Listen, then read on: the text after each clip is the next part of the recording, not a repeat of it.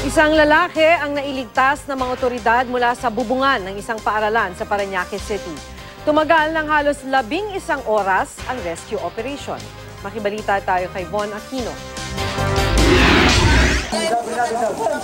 Ito ang kuha sa cellphone video habang ibinababa ang lalaking ito mula sa bubong ng gymnasium ng Baclaran National High School sa Parañaque City pasado alas 10 kagabi. Hindi raw residente sa lugar at napadpad lang doon ang lalaki. Ayon sa tanod ng Barangay Baclaran, humihiga at umuupo lang daw ang lalaki habang nasa bubong pero wala naman daw itong hiniling kapalit ng kanyang maayos na pagbaba. Una kasing inakit nila, nakahiga eh. Ngayon nabulabog, umakit na yung taga-rescuer, siguro nabulabog na siya. Pero hindi naman siya, talagang parang papakamatay siya. Hindi, doon lang sa gitna mismo ng bubong. Sigarilyo, tubig at soft drinks lang daw ang hiniling nito habang nasa bubong na pinagbigyan naman daw ng mga otoridad. Hindi naman masyado nagsasalita muna siya. Kasi parang yung tulala siya. Bago naman siya nire-rescue, umihirit siya ng tubig, sigarilyo.